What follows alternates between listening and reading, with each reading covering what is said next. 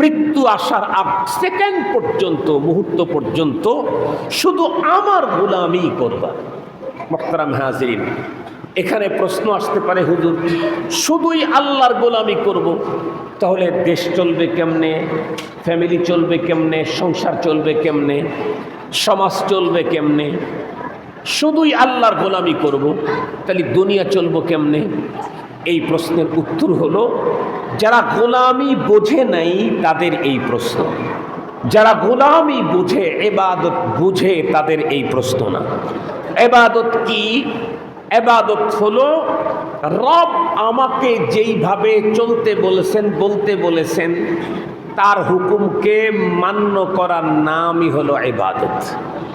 তার হুকুম মেনে নিলাম, উনি যেমনে বলছেন তেমনি কাজ করার নাম ইবাদত।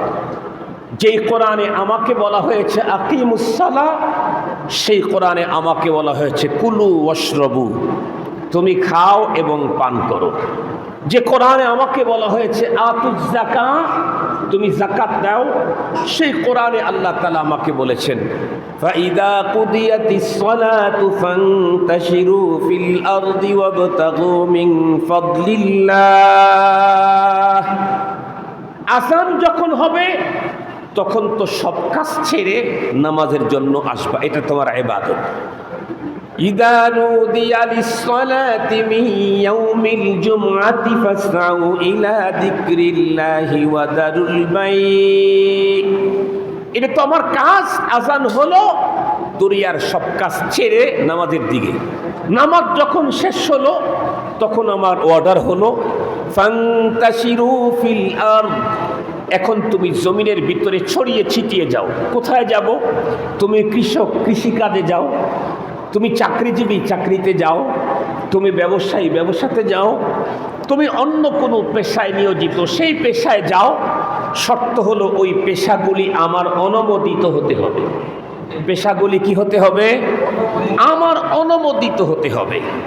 রাষ্ট্র তো সবসময় বেশি মর্যাদা দেয় কাকে? যে অনেক বেশি ইনকাম ট্যাক্স জমা দিতে পারে। যে সবচাইতে বেশি আয়কর জমা দেয়, রাষ্ট্র তারে গোল্ড মেডেল দেয়। কথা বলেন না কেন? যে সবচাইতে বেশি আয়কর জমা দেয়, রাষ্ট্র তারে কি দেয়? গোল্ড মেডেল, তাকে পুরস্কার দেয়। কিন্তু বলেন তো দেখি, যে কোনো পথে রাষ্ট্র অর্থ উপার্জনের কি অনুমতি দেয়? না, না। আপনি মাদক কারবারি হবেন, আপনি চোরা কারবারি করবেন, আপনি হুন্ডির মাধ্যমে অনেক টাকার মালিক হবেন, এটা রাষ্ট্র কখনো সাপোর্ট করে না। রাষ্ট্র সবসময় চায় যে আমার দেশের নাগরিক রাষ্ট্রকে সর্বাধিক আয়কর দিক, এটা রাষ্ট্র চায়। এবং তার অনেক মর্যাদা, হয় ভিআইপি না হয় সিআইপি, একটা মর্যাদার কার্ড সে পেয়ে যায়। তার অর্থ এই না যে যে কোনোভাবে তুমি পারো ডাকাতি, লুণ্ঠনি, যেমনে পারো তেমনি সম্পদ জমাও আর আমাকে বেশি করে দাও, এর অর্থ এই না। এদেশের রাষ্ট্র আমাকে অর্থ ইনকামের জন্য নীতিমালা দিয়েছে, ওর বাইরে যাওয়া যাবে না। রব্বুল আলামিনও আমাকে পৃথিবীতে কাজ করবার জন্য নীতি দিয়েছেন, আর সেই নীতির উপরে চলার জন্যই তো আল্লাহ তাআলা এই পৃথিবীতে 1,24,000 পয়গম্বর পাঠিয়েছেন, ওই নীতির উপরে আমাকে প্রশিক্ষণ দিয়ে চালাবার জন্য। নীতি দিয়েছেন কোরআন, নীতি দিয়েছেন কিতাবুল্লাহ। সেই নীতির উপরে চলবো কেমনি, আর বাস্তব প্রশিক্ষণ দেওয়ার জন্য নবী আর রাসূল পাঠিয়েছেন 1.25 লাখ। মুহতারাম হাজিরিন, খুব ভালো করে বুঝবেন কথাগুলি।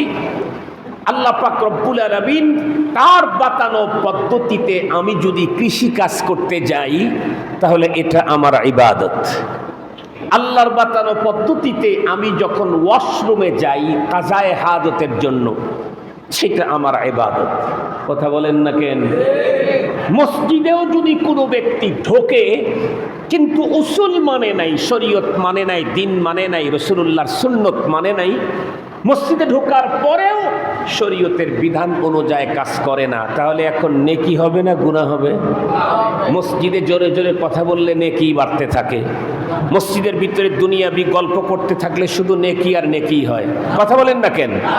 মসজিদে নাই লোকটা, লোকটা তো মসজিদের ভিতরে তারপরেও বলুন তো দেখি, মসজিদের ভিতরেও গুনাহ হয় না? হয় না?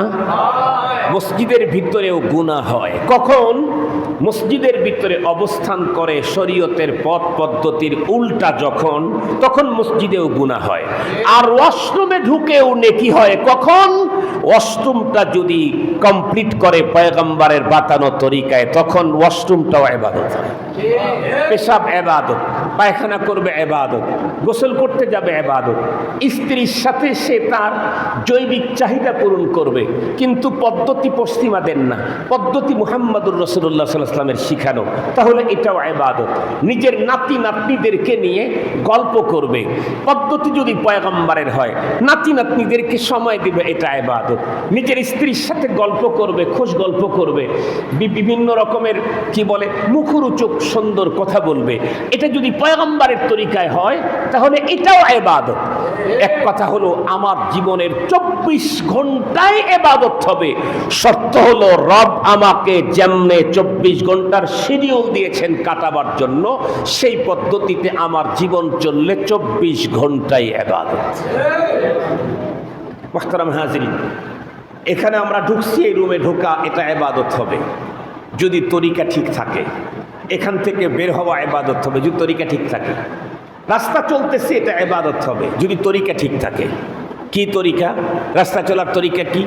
ডান দিক দিয়ে হাঁটা, আর ডান দিক দিয়ে হাঁটা, রাস্তার ভিতর তাকায় তাকায় দেখা কে কে আসে আর কে কে যায়। এটা চক্ষুকে দৃষ্টিকে নিম্নগামী করে পথ চলা। আগন্তুক কেউ আসলে তাকে মুআদ্দাবানা সুন্দর করে সুন্নত তরিকায় সালাম দেওয়া। সালাম দেওয়া যেমন একটা সুন্নত, সালামের সাথে সাথে একটা ফিরি ফিরি মুস্কি হাসি দেওয়া আর একটা সুন্নত। হযরত আনাস রাদিয়াল্লাহু তাআলা আনহু পয়গম্বরের সাহাবী, পয়গম্বরের খাদেম, 10 বছর পয়গম্বরের বিরতিহীন খেদমত করেছেন। উনি বলেন, আমি জীবনে কোনোদিন নবীজিকে সালাম দিতে দেখি নাই মুস্কি হাসি ছাড়া। সালাম দেওয়া যেমন সুন্নত, মুস্কি হাসি দেওয়া সালামের সাথে সাথে আরো একটা সুন্নত। এইরকম আর কি। আমার আলোচ্য বিষয় ওইটা না, আমি আর একটা জিনিস আপনাদেরকে বুঝাবার জন্য, এটা একটা প্রাসঙ্গিক কথা মনে আসছে, তাই আমি আপনাদের খেদমতে বললাম। আমি যেই কথাটা বুঝাইতে চাচ্ছি সেটি হলো, আমরা তো বিশ্বাসী গ্রুপের লোক। কি বলেন? আমরা সবাই বিশ্বাস করি না পরপারকে? সেই জগতে সুখ আছে, দুঃখ আছে, এটা বিশ্বাস করি না? এখন যারা পরপারকে বিশ্বাস করে, এই গ্রুপের লোকেরা কিন্তু পরপারে দুঃখে থাকতে চায় না, সুখে থাকতে চায়। কেউ নরকবাসী হতে চায় না, স্বর্গে যেতে চায়। কেউ জাহান্নামে পড়তে চায় না, জান্নাতি হতে চায়। তো আমরা জান্নাতি হতে চাই। এই পৃথিবীর যত মানুষ মরে যাবে, সমস্ত মানুষ পরপারে, সবাই কি জান্নাতে যাবে? না।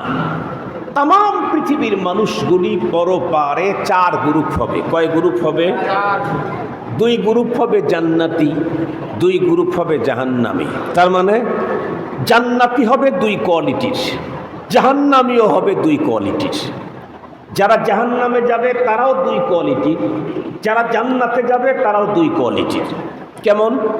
এক প্রকারের জান্নাতি মৃত্যুর পরে কোনো রকমের সাজা ভোগ ছাড়া ডিরেক্ট আল্লাহর জান্নাতে ঢুকবে, আর জীবনে কোনোদিন সেখান থেকে বের হতে হবে না। খালিদিনা ফিহা লা ইয়াবগুনা আনহা হিওয়ালা, আল্লাহর কোরআনে আল্লাহ বলেন। আর এক প্রকারের জান্নাতি প্রথম চান্সে জান্নাতে যেতে পারে নাই, প্রথমে জাহান্নামের ইন্ধন হয়েছিল। লম্বা টাইম পরে সে জাহান্নাম থেকে মুক্তি পেয়ে জান্নাতে যাবে, এও জান্নাতি। এও কি বলেন? জান্নাতি। জাহান্নামীও 2 প্রকার। একটা হলো প্রথম চান্সে যে জাহান্নামে ঢুকছে আর জীবনে বের হতে পারবে না।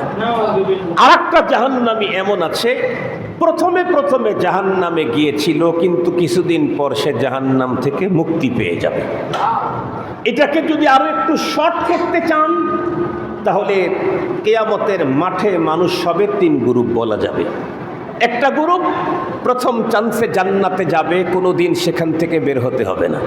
আর একটা গ্রুপ প্রথম চান্সেই জাহান্নামে যাবে, কোনোদিন বের হতে পারবে না। আর একটা গ্রুপ কিছুদিন জাহান্নামে থাকলেও শেষ পর্যন্ত জান্নাতে যাবে। কথা কিন্তু আগেরটাই, আগে ছিল 4, এখন হইল কয়টা? 3। এখন বুঝেন, এখন কথা হলো আমরা কোন গ্রুপে থাকতে চাই? আমরা কি চিরস্থায়ী জাহান্নামী হতে চাই? কখনোই না, কারণ দুঃখে কেউ থাকতে চায় না। 40 বছর জীবনের সুখের জন্য বউ বাচ্চা বাবা মা সব ছেড়ে সে কোথায় 7 সমুদ্র 13 নদীর পর আমেরিকাতে গিয়ে জীবনের রিস্ক নিয়ে কাজ করি 40 বছরের সুখের আশায়। সঙ্গত কারণে এই পরপারের চিরস্থায়ী জীবনে কখনো দুঃখ নিতে রাজি নাই, আমরা সুখ পেতে চাই। তাহলে আমরা চিরস্থায়ী জাহান্নামী হতে চাই না, আমরা চিরস্থায়ী জান্নাতি হতে চাই। কি বলেন? চিরস্থায়ী প্রথম চান্স থেকে দুখুলে আউয়ালি অ্যাডভান্স জান্নাতে যেতে চাই। পৃথিবীর কোনো একজন মানুষ, সে যে দেশেরই হোক, যে রঙেরই হোক, যে কালারেরই হোক, সে যদি চায় যে পরপারকে বিশ্বাস করে, হিন্দু বৌদ্ধ চাড়াল মগ যে হয় হোক, ও যদি চায় যে আমি মরণের পরে প্রথম চান্সেই জান্নাতে যাব, তাহলে তার জন্য কোরআনে ফর্মুলা দিয়েছেন। আল্লাহ বলেন, ইন্নাল্লাযীনা আমানু ওয়া আমিলুস সলিহাতি কানাত লাহুম জান্নাতুল ফিরদাউসি নুজুলা খালিদিনা ফিহা লা ইয়াবগুনা আনহা হিওয়ালা। যে মানুষটা পরপারে প্রথম চান্সেই জান্নাতি হতে চায়, আর একবার জান্নাতে ঢুকলে তাকে বের করার কোনো সিস্টেম নাই, তাহলে তার জন্য দুনিয়াতে 2টা পুঁজি লাগবে। কয়টা পুঁজি লাগবে? সে যেই হোক, এই 2 পুঁজি যার কাছে আছে সেই মরণের পরে প্রথম চান্সেই জান্নাতে যাবে, কোনো রকমের দুঃখ দুর্দশা টাচ লাগা ছাড়া। তার মধ্যে 1 নাম্বার হলো ঈমান। বলেন 1 নাম্বার কি? 2 নাম্বার হলো নেক আমল। জোরে বলেন 2 নাম্বার কি? নেক আমল। ঈমান আর নেক আমল, এই 2টা পুঁজি যার কাছে আছে, সে শুধু মৃত্যুবরণ করবে, মরার সাথে সাথেই তাকে আল্লাহ পাক মেহমানদারির জন্য প্রথম চান্সেই তাকে জান্নাতুল ফেরদাউস বুকিং দিয়ে দিবে। তোমার জন্য জান্নাতুল ফেরদাউসের বাজেট, কারণ তোমার কাছে 2 পুঁজি আছে। মুহতারাম হাজিরিন, এখন কথা হলো, হুজুর যদি আমার কাছে 2 পুঁজি না থাকে, ঈমান আমল 2টা নাই, তাইলে আমার কি হবে? তাইলে দেখা হবে 2টা নাই, কয়টা আছে? 1টা। বলে কোনটা আছে এটা দেখতে হবে। আমার কাছে প্রচুর নেক আমল আছে, আমি নামাজ পড়ি, রোজা রাখি, হজ করি, যাকাত দেই, উমরা করি, তাহাজ্জুদ পড়ি, আওয়াম পড়ি, চাষ পড়ি, মসজিদ মাদ্রাসা, ফকির, অসহায়, দুস্থ সব দেখি, দুনিয়ার সব ভালো কাজ করি, কিন্তু ঈমান নাই। তাহলে এই লোকটা চিরস্থায়ী জাহান্নাম, পরপারে মুক্তির কোনোই পথ নাই। চিরস্থায়ী জাহান্নাম, চিরস্থায়ী জাহান্নাম, মুক্তির কোনো পথ নাই। ভালো করে বুঝবেন কথাগুলি। তার মানে পরপারে মুক্তির জন্য ঈমান এটা জরুরি। এই জন্যই বলেছিলাম, যত কিছুকে ইসলাহ করা দরকার, পরিশুদ্ধ করা দরকার, সর্বপ্রথম বস্তুর নামই হলো ঈমান। ঈমানটাকে আগে রিফ্রেশ করতে হবে, এটাকে 100% ক্লিন করতে হবে, কোনো রকমের ঝামেলা যেন না থাকে। একজন মানুষ দুনিয়া থেকে চলে গেছে, জিন্দেগিতে একটা নেক আমল করার সুযোগ পায় নাই, একবার সুবহানাল্লাহ বলে নাই। জীবনে একদিন ঈদের নামাজেও যায় নাই, কিন্তু ওই লোকের অন্তরে এ কথা বদ্ধমূলে ছিল, খালিকুন আল্লাহ, মালিকুন আল্লাহ, রব্বুন আল্লাহ, আমার স্রষ্টাও আল্লাহ, আমাকে রিজিক দেন আল্লাহ, আমাকে লালন করেন আল্লাহ, সর্বকিছুর ক্ষমতার মালিক আল্লাহ। এক কথা হলো, ঈমানের যে ফাংশনগুলি আছে এটা তার অন্তরের ভিতরে মিয়া 100% আছে।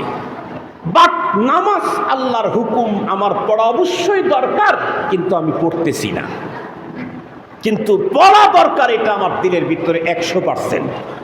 সুদ আমার ছাড়া দরকার, এটা আমার অন্তরের ভিতরে 100%। আমি সুদ খাই, কিন্তু সুদকে বৈধ মনে করে খাচ্ছি না, অবৈধ মনে করে খাই, তাহলে আমি সুদখোর হলেও আমি মুমিন।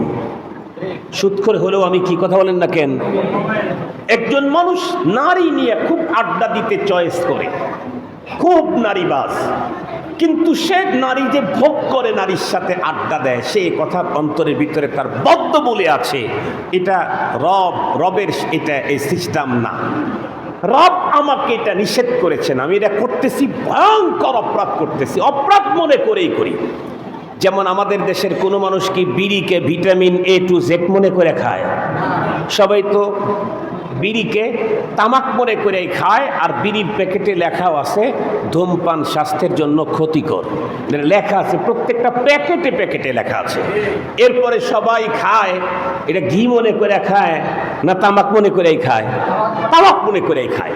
তো অনেক মানুষ এ দুনিয়াতে অপরাধ করে, কিন্তু অন্তরের ভিতরে অপরাধকে অপরাধ মনে করেই করে। আল্লাহর প্রতি তার বিশ্বাস আছে, এই লোকের ঈমান আছে, তবে ঈমান তার দুর্বল। ঈমানটা কি, কথা বলেন? দুর্বল। একজন মানুষ বেঁচে আছে কিন্তু এটা দাঁড়াইতে পারে না, আর একজন মানুষ বেঁচে আছে তিনজনকে কাঁধে নিয়ে 3 কিলোমিটার যাইতে পারে। এই দুইজন কি সমান বেঁচে থাকা হইল? এই দুইজনের সমান বেঁচে থাকা না। যারা ঈমান আছে কিন্তু অপরাধের কাজ করে বেড়ায়, এদের ঈমান হলো যে শুয়ে থেকে বেঁচে আছে এই মানুষটার মতো। কথা কি বুঝাইতে পারছি?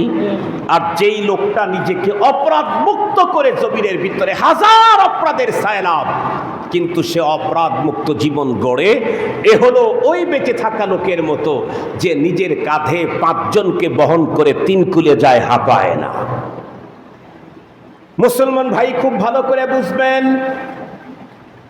বলতেছিলাম, 2টা পুঁজি পৃথিবী থেকে কোনো মানুষ যদি পরপারে নিয়ে যেতে পারে, তাহলে সেই লোকটা প্রথম চান্সেই আল্লাহর জান্নাতে যাবে। আল্লাহর নিজের ঘোষণা, আল্লাহ বলেন, ইন্নাল্লাযীনা আমানু ওয়া আমিলুস সালিহাত কানাত লাহুম জান্নাতুল ফিরদাউসি নুজুলা। 2 বস্তুর একটার নাম হলো ঈমান, আর একটার নাম হলো নেক আমল। কোনো একজন মানুষের, বন্ধুরা আমার, জীবনে নেক আমলের কোনো অভাব নাই, কিন্তু ঈমান তার নাই। এই লোকটা জিন্দিগিতে কোনোদিন, বন্ধুরা আমার, পরপারে মুক্তির কোনো পথ মিলবে না। ও যদি পয়গম্বরের আপনজন হয়, তার জন্য পৃথিবীর কোনো পয়গম্বরও আখিরাতে আল্লাহর কাছে দোয়া করলে, সুপারিশ করলে, তার সুপারিশ কবুল করা হবে না। আপনারা বলুন তো দেখি, এই পৃথিবীতে ইসলামের জন্য যত মানুষ যত রকমের খেদমত করেছে, তার ভিতরে একজন অনন্য খেদমতের অধিকারী ছিলেন আল্লাহর পয়গম্বরের আপন চাচা খাজা আবু তালেব। পৃথিবীর ইতিহাসে চাচা ভাতিজার জন্য এমন নিবেদিত প্রাণ পৃথিবীর ইতিহাসে মিলানো বড় কঠিন। যেই খাজা আবু তালেব শুধু পয়গম্বরকেই সেফটি দিয়েছেন না, পয়গম্বর যে মিশন নিয়ে এসেছিলেন, সেই মিশনকেও 100% সেফটি দেওয়ার জন্য নিজের জীবনের রিস্ক পর্যন্ত নিয়েছেন। পয়গম্বরকে একদিন ডেকে বললেন, ওগো ভাতিজা, তুমি তোমার মিশনটাকে বন্ধ করলেই তো ঝামেলা মুক্ত হয়ে যায়। পয়গম্বর বললেন, ওগো চাচাজি, আমি তো পৃথিবীতে প্রেরিতই হয়েছি এই মিশনের জন্য, আমি তো এটা বন্ধ করতে পারবো না। চাচাজি তখন ডেকে বললেন, ভাতিজা, তাহলে এখন একটা কথা শোনো, বলে কি, তুমি তোমার মিশনের কাজ চালাইতে থাকো, যতক্ষণ পর্যন্ত আমি বেঁচে আছি, মক্কার কেউ তোমার উপরে আক্রমণ করলে আমি তারে ছাড়ব না। শুধু ভাতিজার জন্যই নিবেদিত প্রাণ ছিলেন না, ইসলামের জন্যও এমন কোরবানি করেছেন। আমার মতো আব্দুল বাসেত 1000 টাকা জমা করলেও আবু তালেব ইসলামের জন্য যেই কোরবানি করেছেন তার সমান হবে না। কিন্তু বলুন তো দেখি, খাজা আবু তালেব পরপারে কিছুদিনের জন্য জাহান্নামী না চিরস্থায়ী জাহান্নামী? কেন? কারণ হলো নেক আমল তার ছিল, কিন্তু ঈমানের পুঁজি তার নাই। আমাদের দেশের ভিতরে একটা জিনিস খুব দেখি, ভালো করে বুঝবেন, সেটি হলো যে কোনো মানুষ ইন্তেকালের পরে তার সন্তান যদি বেনামাজিও হয় আর আল্লাহ পাক যদি তাদেরকে সম্পদের মালিকানা দেয়, তাহলে তারা বন্ধুরা আমার মৃত পিতামাতার জন্য রুহের মাগফিরাত কামনা করে কত আয়োজন করে। কেউ 3 দিন, কেউ 5 দিন, কেউ 10 দিন, কেউ 7 দিন, কেউ 40, আরও নানা রকমের আয়োজন করে। নির্ধারিত দিন ঠিক করে আয়োজন বৈধ না অবৈধ সেই ফতোয়াও আমি আজকে দিচ্ছি না। আমি শুধু একটা কথা বলতে চাই, এমনও তো মানুষ দেখেছি বাবার ইন্তেকালে 1 কোটি টাকা বাজেট দিয়েছে বাবার রুহের মাগফিরাত কামনার জন্য, বাবার আমল নামায় নেকি পৌঁছাবার জন্য। আর আল্লাহর কোরআনেও আল্লাহ পাক রব্বুল আলামিন অপশন রেখে দিয়েছেন, কোনো একজন মানুষ যদি এমন হয় সে ভেবেছিল আমি তো মাত্র 40-50 বছরের একজন টাকরা জওয়ান, আল্লাহ পাক আমাকে আরো দীর্ঘ সময় দিবেন, আমি একটু দুনিয়াতে কিছু গোছাই, এরপরে পরপারের পুঁজি করব। এজন্য দুনিয়াদারি চেয়ার আর পাওয়ারের পিছনে পড়ে গেল। আল্লাহকুমুত তাকাসুর হাত্তা যুরতুমুল মাকাবির। হঠাৎ করে এই লোকটা বন্ধুরা আমার মালাকুল মউত ধরে নিয়ে গেল, চলে গেল কবরে। তার কন্ডিশন হলো এই, জীবনে মালিকের সঙ্গে অনেক অপরাধ করে ফেলেছে, এখনো পর্যন্ত সেই অপরাধের ক্ষমা সে কমপ্লিট করতে পারে নাই। এরকম বহু মানুষ পৃথিবী ছেড়ে চলে যায়, জীবনে মালিকের সাথে অনেক অপরাধ হয়েছে, অপরাধের ক্ষমা নিতে পারে নাই, তার আগে আকস্মিক মৃত্যু তাকে ধরে নিয়ে গেছে। যেই পরিমাণে পুঁজি তার পরপারে দরকার, ওই পরিমাণে পুঁজি সে গোছাইতে পারেনি। সে ভেবেছিল সামনের জীবনটা পরপারের পুঁজি গোছাইতে ব্যয় করব, কিন্তু আকস্মিকভাবে তার মরণ হয়ে গেছে।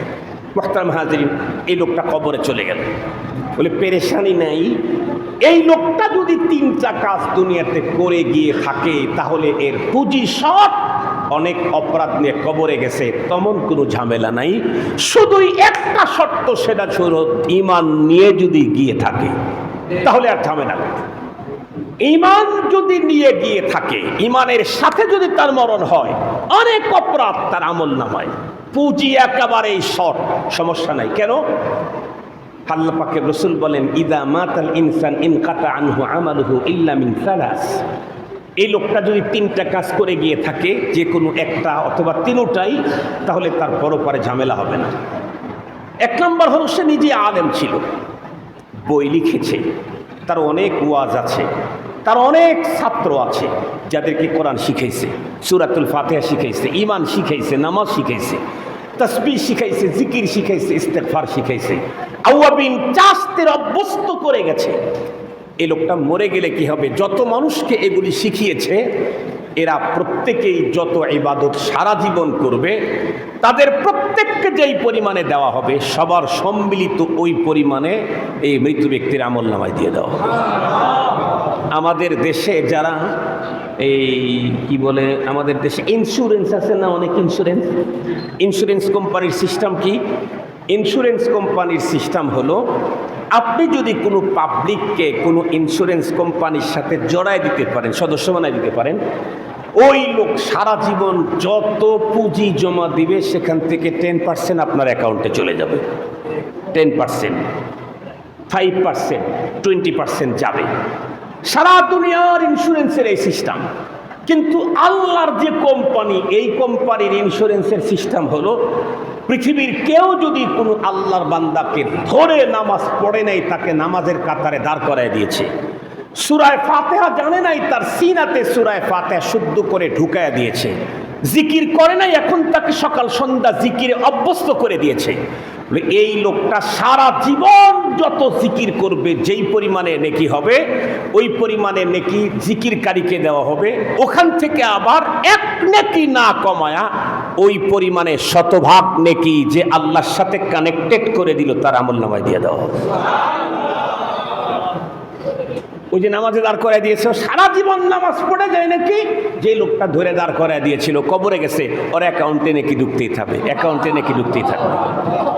আমি একটা বাসায়, ঢাকা শহরের একটা বাসাতে, ঢাকা বলতে সাভারে আর কি, ভাড়ায় থাকি। ওই ভদ্রলোক এতদিন দেশে ছিল, ইউকেতে চলে গেছে, ভালো মানুষ, নওজোয়ান মানুষ। তো যাওয়ার সময় আমাকে বলতেছে, হুজুর আমি তো ফ্যামিলি নিয়ে যাচ্ছি, ওইখানে কতদিনে রুজি রোজগার কর্ম পাই না না পাই, আমার হয়তো সময়টা হয়তো সুবিধাজনক যাবে না, একটু কষ্টের হতে পারে। তো হুজুর আমাকে একটু, আমি যে ভাড়াটা পাই আপনি আমাকে এই নাম্বারে দিলে তাহলে আমি ওখানে একটু আরাম করে কিছুটা হলে আমার প্রয়োজন মিটাইতে পারবো। লোকটা গেছে কোথায়? বাংলাদেশ ছেড়ে 7 সমুদ্র 13 নদীর ওই পারে গেছে, এখন আমেরিকায় আছে। এই আমেরিকায় থাকা লোকটা কিন্তু তার একটা বাড়ি বানায় দিয়েছে গেছে সাভারে। আমি সেই বাসায় থাকি, প্রতি মাসে একটা নাম্বার দিয়ে গেছে, ওই নাম্বারে 13,000 টাকা ঢুকাই। উনি এক পরের মিনিটেই আমাকে SMS করেন, হুজুর আপনার টাকাটা আমি পেয়েছি, জাযাকাল্লাহ। এই লোকটা এই দেশে একটা কাজ করে চুয়ে গেছে, আমেরিকায় বসে বসে পাচ্ছে। আল্লাহর বান্দারা দুনিয়াতে হায়াতে এমন কিছু কাজ করে যাবে, তারা কবরের ভিতরে যাওয়ার পরেও কিয়ামত পর্যন্ত এর অ্যাকাউন্টে শুধু জমাই হতে থাকবে। এখন বলেন, একজন মানুষ মাত্র 2টা সন্তান জন্ম, এই যে কয়েকদিন আগে একজন এই ফায়ার ফাইটার শামীম মনে হয় না, ছেলেটা মারা গেল, যে আপনাদের এই ওই যে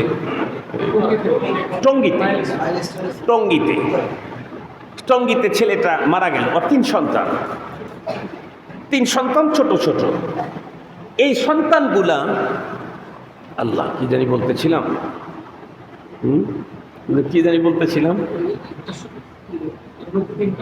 হ্যাঁ মাশাআল্লাহ বলতেছিলাম, এই লোকটা কিন্তু মৃত্যুর আগ মুহূর্তে তার স্ত্রীকে কথা বলে গেছে যে তুমি আমার সন্তানদেরকে একটু দেখে রাখবা, এটা আমার আমানত তোমার কাছে দিয়ে গেল। এর এক লোকটা তো অল্প বয়সে চলে গেল। যদি তার এই সন্তানদেরকে যদি আলেম বানায়, আর এই ছেলেগুলা বাবার অনেক গুনাহ আমলনামায় আছে, অনেক নেকি শর্ট আছে, কিন্তু এই সন্তান 5 ওয়াক্ত সালাতের পরে আল্লাহর কাছে ডাক দেয়, রব্বানা গফির লানা ওয়া লিওয়ালিদাইনা ওয়া লিউস্তাদিনা ওয়া লিশাইখিনা ওয়া লিমাশাইখিনা ওয়া লিআহবাবিনা ওয়া লিআজওয়াজিনা ওয়া লিজাদ্দাতিনা ওয়া লিআম্মিনা ওয়া লিআম্মাতিনা। এই একের পর এক বলতেই থাকলো। কি হবে? প্রত্যেক দিন 3 সন্তান 5 ওয়াক্ত নামাজের পরেই বলে, আল্লাহ তুমি আমার আব্বার গুনাহগুলো মাফ করে দাও। আরো কি বলে? আরো বলে, রব্বির হামহুমা কামা রব্বায়ানি সগীরা। আল্লাহ তুমি আমার আব্বাকে দয়া করে তার প্রয়োজনীয় যা যা আছে এগুলা তুমি দাও, যার যা যা লাগে এটা তুমি দাও, পুঁজি শট আছে তুমি দিয়ে দাও। তো কি হবে? বলে সন্তান চাইতে দেরি, রব তার বাবার গুনাহ ক্ষমা করতে দেরি হবে না, আর তার পুঁজি বাড়াইতে দেরি করবে না। কেন? কারণ রব্বির হামহুমা কি কোনো পীর সাহেব শিখাইছে না, আল্লাহ নিজে শিখাইছে। রব্বির ফিরলি এই জাতীয় কথাগুলো কি পৃথিবীর কোনো মানুষ শিখাইছে না, আল্লাহ নিজে শিখাইছেন। আল্লাহ নিজে যেই শব্দগুলি দিয়ে দরখাস্ত দেওয়ার কথা বললেন, সেই শব্দ হুবাহু আমি বললাম, এটা জীবনেও কোনোদিন এই আবেদন মিস হওয়ার সম্ভাবনা নাই। এখন বলেন, আমাদের দেশে যে স্লোগান আছে, 2টি সন্তানের অধিক নয়, 1টি হলে ভালো হয়। তো আপনি একটা সন্তান রেখে গেছেন, আপনার খবর অনেক গুনাহ আছে, নেকি খুব কম আছে, আপনার এক সন্তান 5 ওয়াক্ত নামাজের পরে পরে দোয়া করে, আর একজন ওই ফ্যামিলি প্ল্যানটা মানে নাই, ও বলছে আল্লাহ তুমি যতগুলা দেও আমি রেডি আছি। তো আল্লাহর মেহেরবানিতে হইতে হইতে মেয়েই 10টা হয়েছে। কিছুদিন আগে উত্তরবঙ্গের শিবগঞ্জ, বগুড়া শিবগঞ্জের এক মাদ্রাসায় গিয়েছিলাম। মাদ্রাসার নামও বলবো না, সেই হুজুরের নামও বলবো না। যাওয়ার পরে শুনি ওনার আল্লাহ তাআলা কন্যা সন্তান দিয়েছেন 10টা। ওই হুজুর বয়সে আমার চেয়ে ছোট, আমার নিচে পড়ছে। 10টা কন্যা সন্তান, একটা ছেলে হয়েছিল কয়েক মাস বয়সে মারা গেছে। এখন আবার আহাদা আশারা কাউকাবা, এরপরে এখন আবার ইসনা আশারা বানায় দিয়েছে, আরো একটা ছেলে সন্তান আল্লাহ তাআলা দান দিয়েছে। 10টার পরে 11 নম্বরে একটা ছেলে আছে। এখন এই হুজুরটা মারা যাওয়ার পরে তার 11 সন্তান বলবে, রব্বির হামহুমা কামা রব্বায়ানি সগীরা। 5 ওয়াক্ত নামাজের পরে 11 সন্তানের কণ্ঠেই উচ্চারিত হবে, রব্বির ফিরলি ওয়া লিওয়ালিদাইয়া ওয়া লিল মুমিনিনা ইয়াওমা ইয়াকুমুল হিসাব। আমার এক সন্তান আবেদন করলে যেই পরিমাণে গুনাহ মাফ হবে, ওনার 11 সন্তান আবেদন করলে সেই পরিমাণে গুনাহ মাফ হবে না, তার চাইতে অনেক গুণে বেশি। আমার এক সন্তান আমার জন্য নেকি পৌঁছাইলে যেই পরিমাণে নেকি আমার অ্যাকাউন্টে জমা হবে, ওনার 11 সন্তান একই সঙ্গে আল্লাহর কাছে আমার জন্য নেকির আবেদন করলে ওনারটা কম হবে না আরো বেশি হবে? এখন বলেন, 2টি সন্তানের অধিক নয়, একটি হলে ভালো হয়, এ কথাটা সত্য প্রমাণিত হলো না মিথ্যা প্রমাণিত হলো? আর একটু জোরে বলেন। কারণ ওর তো এক পোলায় রব্বিক ফিরলি বলতেছে, ওর 11টা রব্বিক ফিরলি বলতেছে। 1 টাকা করে ইনকাম যদি হয়, 1টা করে গুনাহ যদি মাফ হয় একজনের আবেদনের কারণে, তোমার তো পোলায় একটা গুনাহ মাফ হবে, ওর 11টা কম হইলেও 11টা গুনাহ মাফ হবে। তাহলে কি বাচ্চা কমানো দরকার না বাড়ানো দরকার? আর একটু জোরে বলেন। ওইটা একটা কথা, প্রাসঙ্গিক কথা বললাম। আমি সর্বশেষ কথা যেটা আমি বলে আপনাদের কাছ থেকে বিদায় নিচ্ছি, সেটি হলো যে আমার সন্তান আমি নেকি করে গুনাহ মাপ নিয়ে যেতে পারি নাই। শরীয়তে অপশন আছে, আমার সন্তান আমার জন্য গুনাহ মাপের ব্যবস্থা দুনিয়া থেকে করতে পারে। আমার অ্যাকাউন্টে সে কোটি কোটি মিলিয়ন বিলিয়ন নেকি আমার অ্যাকাউন্টে ঢুকাইতে পারে, এটা শরীয়তে অপশন আছে। মুহতারাম হাজিরিন, কিন্তু শর্ত হলো কি, আমাকে দুনিয়া থেকে ঈমান নিয়ে যেতে হবে। ঈমান যদি দুর্বল হয় তবুও চলবে, কিন্তু ঈমান যদি ভাঙ্গা যায় এরপরে আমার মরণ হয়, তাহলে মুহাম্মাদুর রাসূল সাল্লাল্লাহু আলাইহি সাল্লাম দোয়া করলেও আবেদন করলেও পরপারে মুক্তি মিলবে না। এখন কথা হলো, হুজুর ঈমানও কি ভাঙ্গা যায়? হ্যাঁ। অজু কি ভাঙ্গে না? একবার অজু করলে আর কিয়ামত পর্যন্ত অজু দেওয়া লাগে না? আপনাদের অজু দেওয়া লাগে কেন?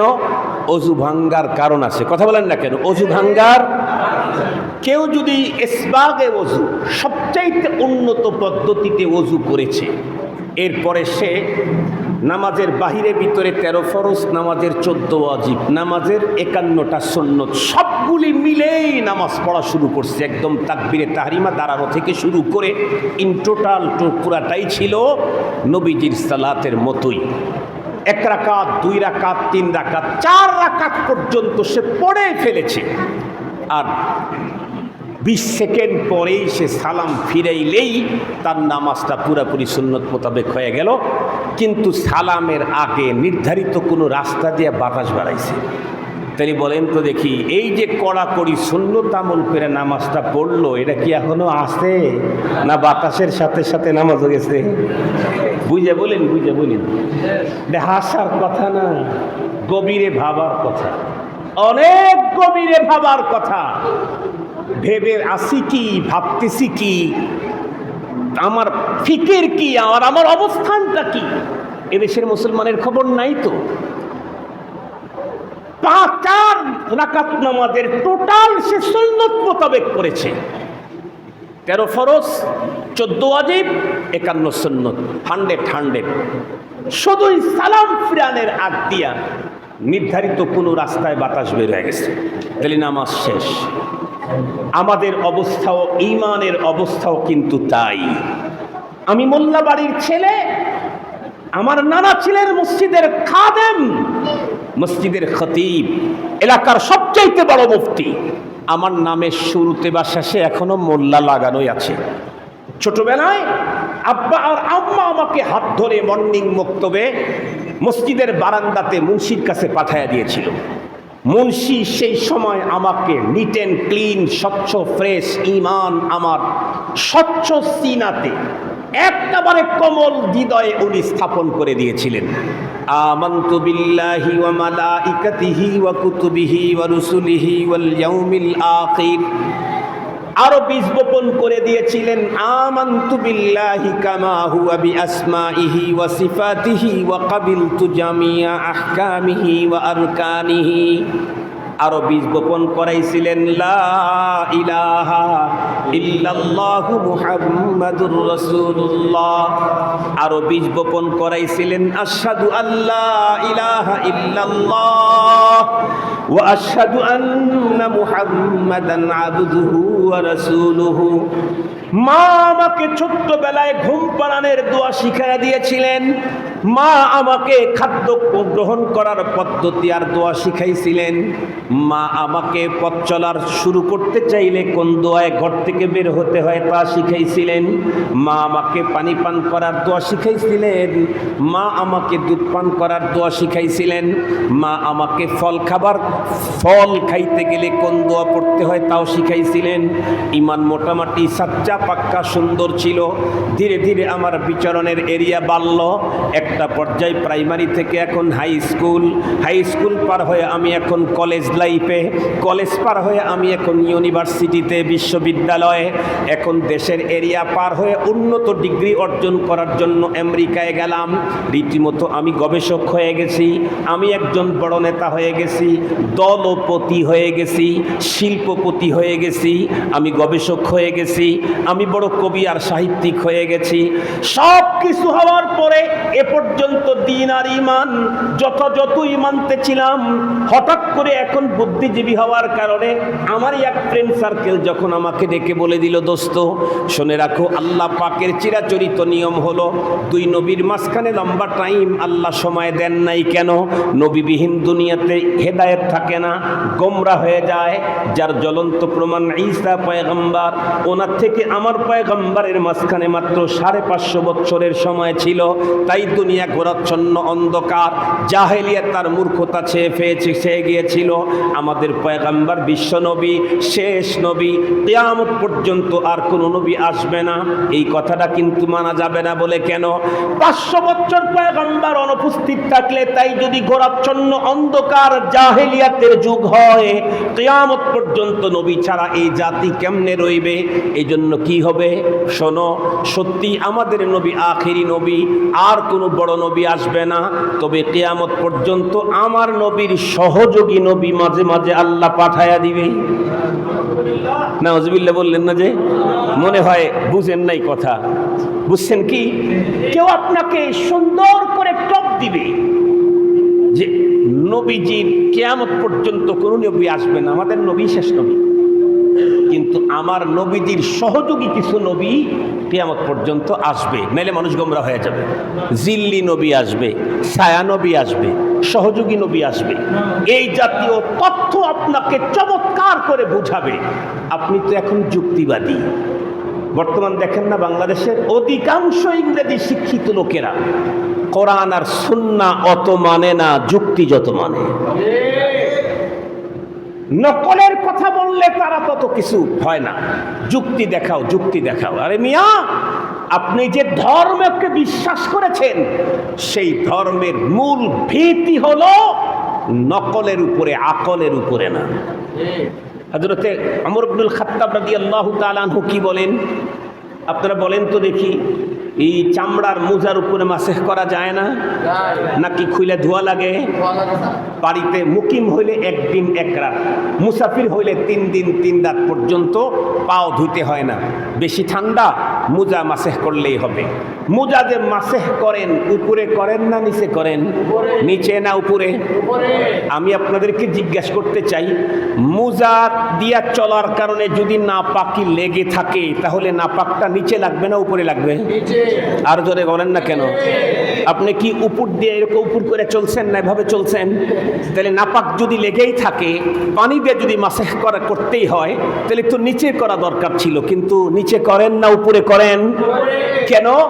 কারণ ওমর রাদিয়াল্লাহু তাআলা বলেন, দিন যুক্তির উপরে নির্ভরশীল না, দিন হলো মহান মালিকের অর্ডার মানার উপরে নির্ভরশীল।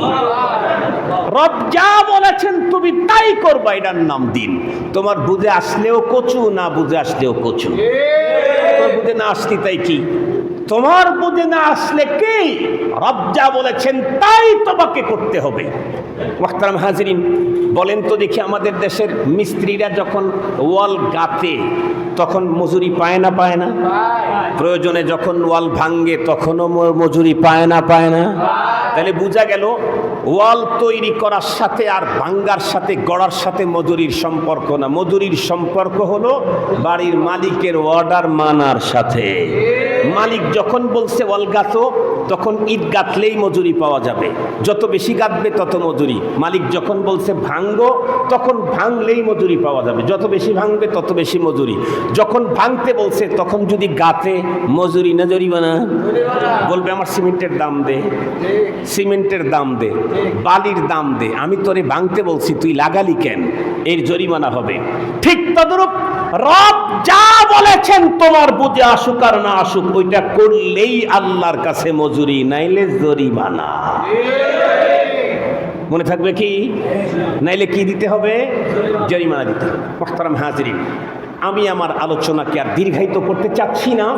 আমি যেই কথাটা আপনাদের খেদমতে বলতে চাচ্ছি সেটি হলো, মনে রাখবেন, মনে রাখবেন, ইসলাম আকলের উপরে না নকলের উপরে, এটা মনে রাখবেন। সঙ্গত কারণেই কেউ যদি চমৎকার সাজায়া গোছায়া বলে আমার নবী আখিরি নবী, তবে তারপরে নতুন সহযোগী নবী আসতেই পারে, তাহলে তার ঈমানটা ভঙ্গ হইয়া গেল।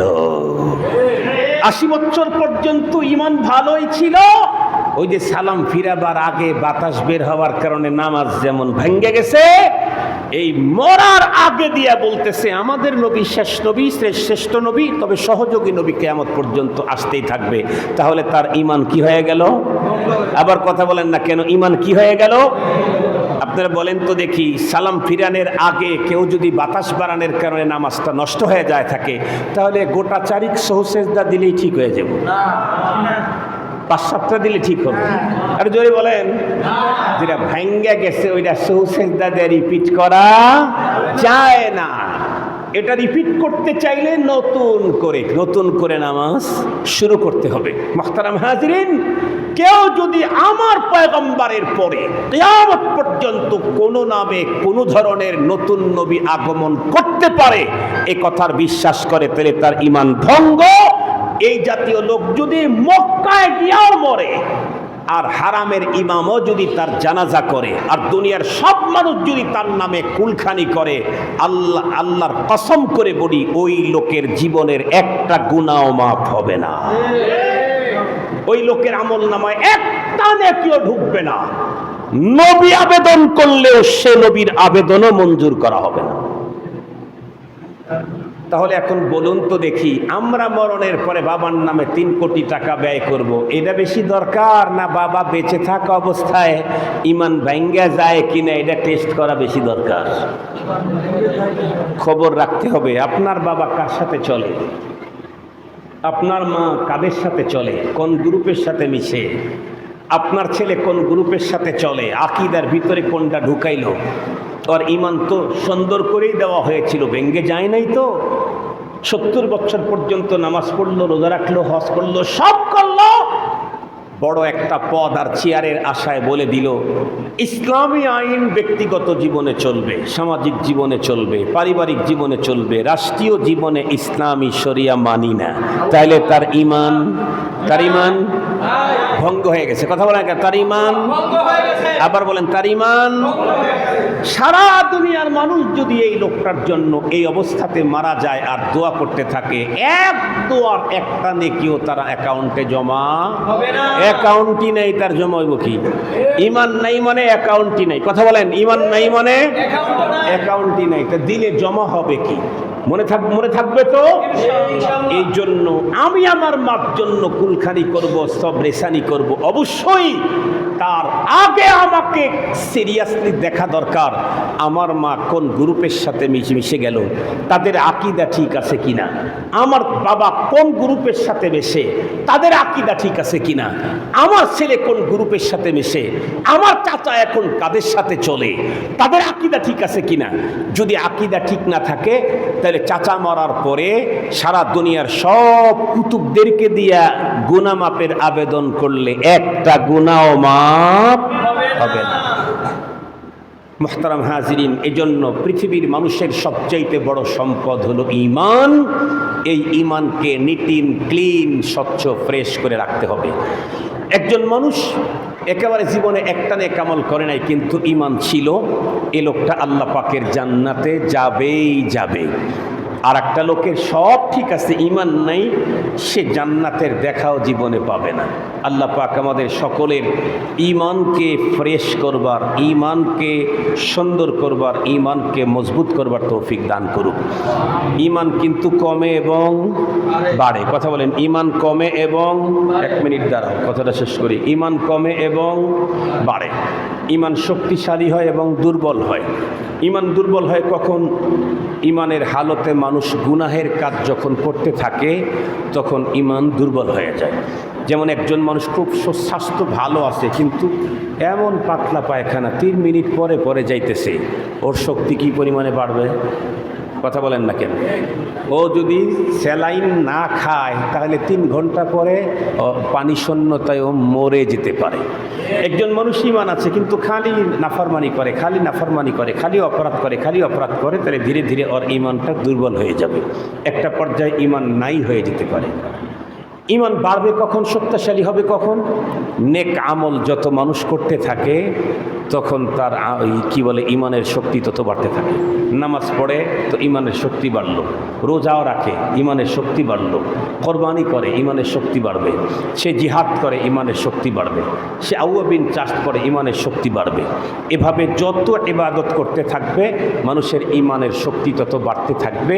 তবে একটা কথা মনে রাখেন, ইমান যদি ভাঙ্গা না যায়, যতই দুর্বল হোক, এই দুর্বল ইমান নিয়েও কবরে যদি যেতে পারে আর দুনিয়াতে রেখে যাওয়া আখেরাতের মুখে তার নেকি পৌঁছাবার পদ্ধতি যদি চালু করে যেতে পারে, এই লোকটা পরপারে মুক্তি পাবেই পাবে, পাবেই পাবে, পাবেই পাবে, পাবেই পাবে।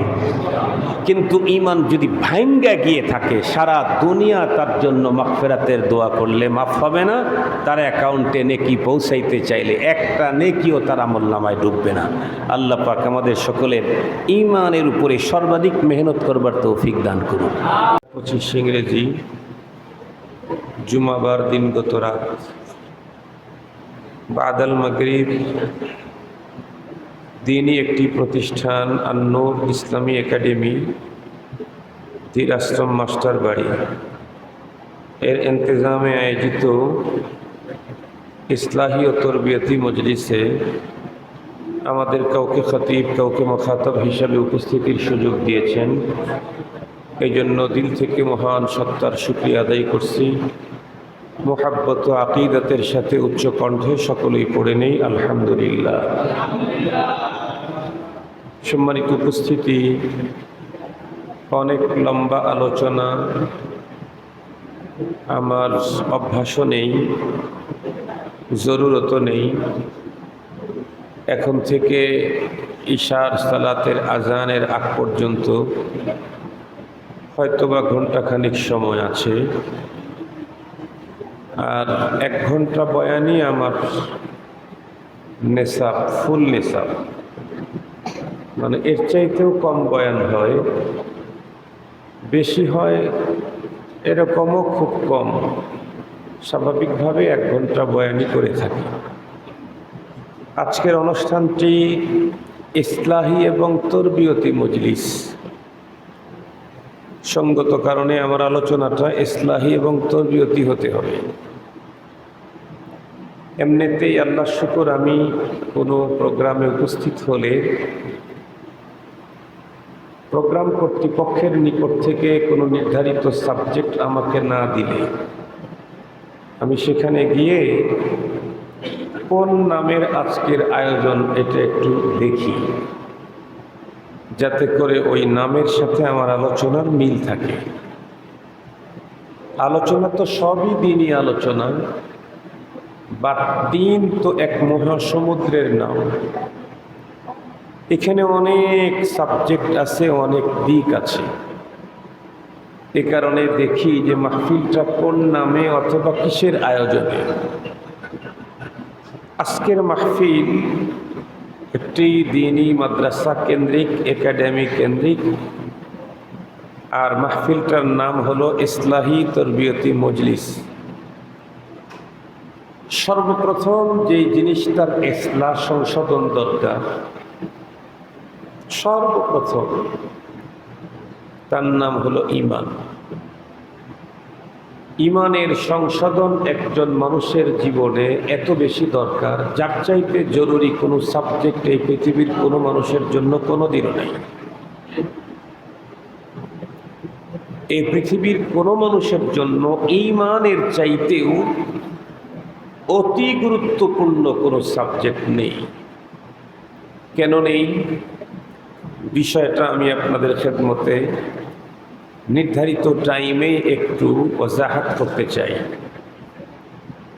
আমি আমার এই সাবজেক্টটাকে সুন্দর করে আপনাদের হৃদয়ঙ্গম করাবার জন্য একটা ছোট্ট ভূমিকা পেশ করে তারপরে কথা বললে সকলের জন্য বোঝা সহজ হবে।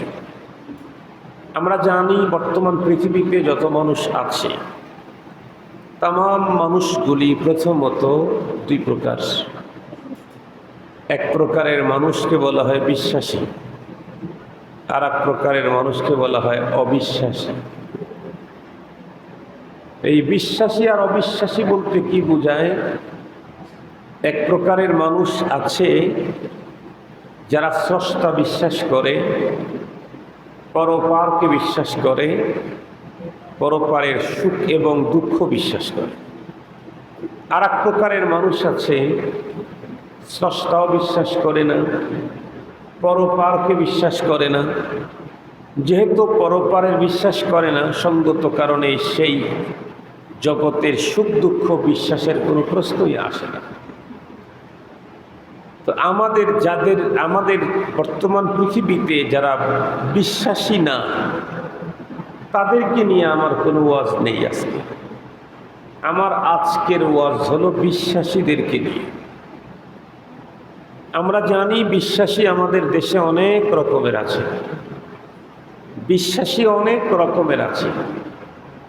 যেমন সৃষ্টিকর্তা সম্পর্কে বিশ্বাসী কয়েক রকম। কেউ আছে একত্ববাদের বিশ্বাসী, স্রষ্টা একজনকেই মানে, কুল হুয়াল্লাহু। কেউ আছে সৃষ্টিকর্তা দুইজনকে মানে। কয়জন? দুইজনকে মানে, উযাইরুন ইবনুল্লাহ। কেউ আছে সৃষ্টিকর্তা তিনজনকে মানে, স্রষ্টা মানে তিনজনকে। আবার কেউ কেউ আছে বহুজনকে পূজনীয় মনে করে, উপাস্য মনে করে। আর এই সব ধরনের মানুষ আমাদের দেশে আছে। বিশেষ করে যেই মানুষগুলি পরপারে বিশ্বাস করে এবং পরপারের সুখ দুঃখ বিশ্বাস করে, যে নামেই তার বিশ্বাস হোক না কেন, স্বর্গ আর নরকের নামে হোক, জান্নাত আর জাহান্নাম নামে হোক, যে কোনো নামে যে মানুষগুলি পরপারের সুখ আর দুঃখ বিশ্বাস করে, আমার দৃঢ় বিশ্বাস এ পৃথিবীর কোনো একজন বিশ্বাসী পরপারে দুঃখী হতে যাবে না। কি বলেন? পরপারে যারা পরপারের সুখ বিশ্বাস করে, দুঃখ বিশ্বাস করে, জান্নাত বিশ্বাস করে, জাহান্নাম বিশ্বাস করে, এই জাতীয় কোনো মানুষ কি পরপারে দুঃখী হতে চাবে? না, কেউ না। কেন? কারণ এই পৃথিবীর দিকে এক নজর তাকালে দেখা যায় বর্তমান সময়ে পৃথিবীর মানুষের হায়াত 60, 70, 80 এর ভিতরেই বিদায়, অতিক্রম করে খুব কম। আবার এর চাইতে কম বয়সে মরার মানুষের সংখ্যাও পৃথিবীতে কম নাই। ধরেন 70 বছর জীবন, 80 বছর জীবন আমরা পাইলাম। এই 80 বছরের জীবন কিছু টাইম সুখে থাকার জন্য মানুষ দুঃখকে চয়েস করে নেয়। যেমন আমাদের দেশ থেকে দেশের বাইরে রেমিটেন্স যোদ্ধা যারা আছে তাদের সংখ্যা কোটি ছাড়িয়ে যাবে। এই কোটি কোটি বাংলাদেশি পৃথিবীর বিভিন্ন দেশে মেহনত করে কষ্ট করতেছে। একজন মানুষ কর্মক্ষম হতে চাইলে তো 10-15 বছর বয়স তো লাগেই।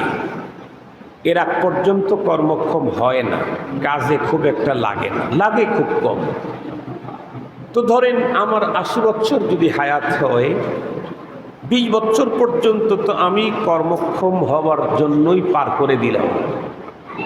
এরপরে আমি আর থাকলো কত? 60 বছর।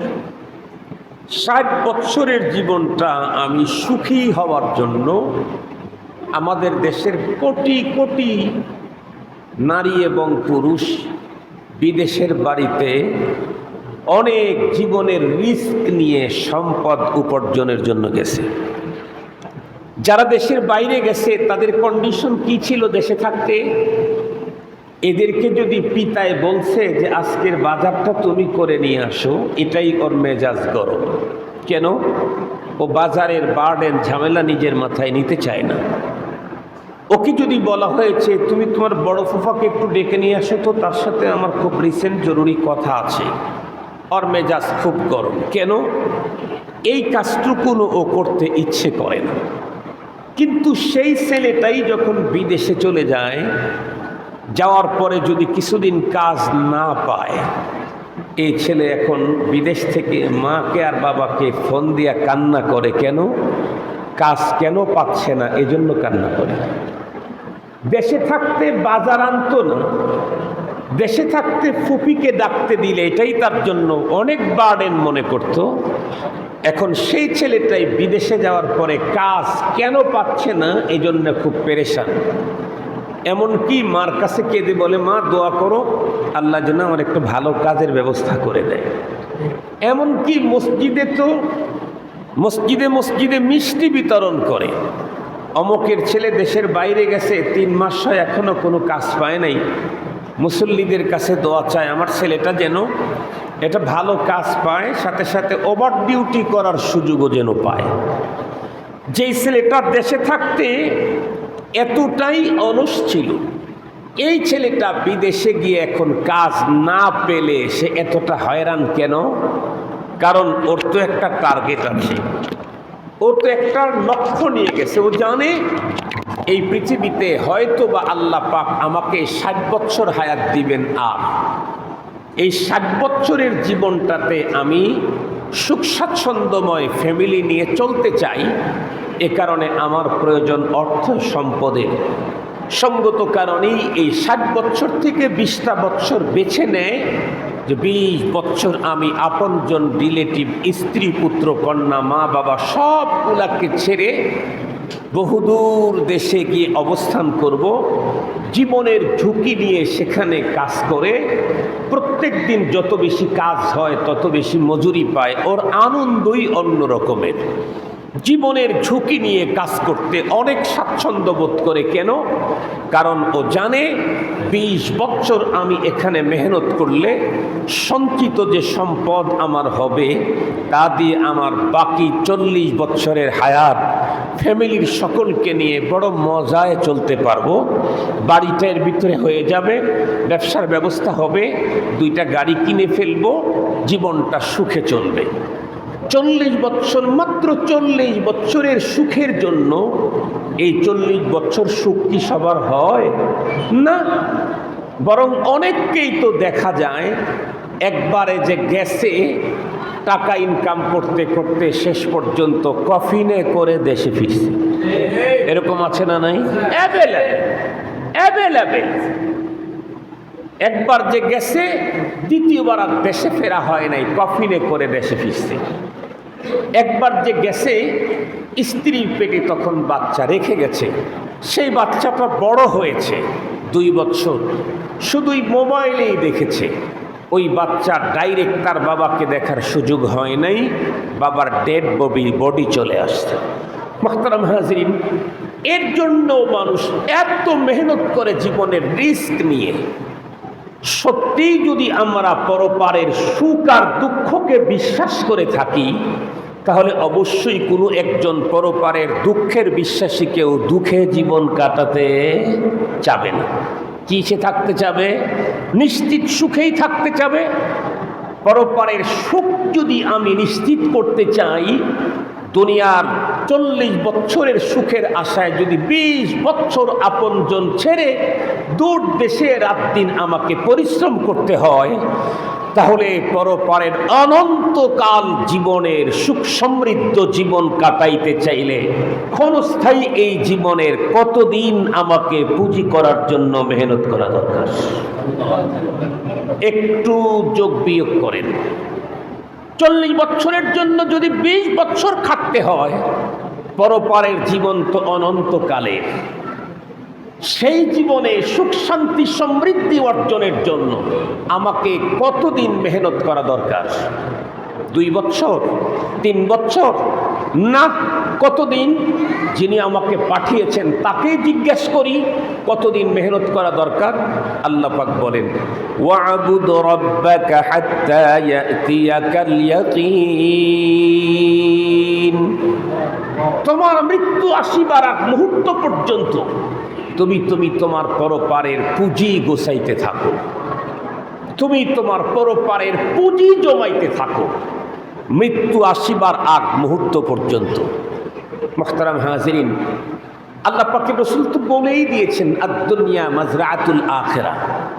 দুনিয়া তো আমার আখিরাতের পুঁজি গোছাবার জন্য আমাকে দেওয়া হয়েছে। রব্বুল আলামিন স্পষ্ট বলেন, ওয়ামা খালাকতুল জিন্না ওয়াল ইনসা ইল্লা লিয়াবুদুন। তোমাকে তো তৈরি করেছি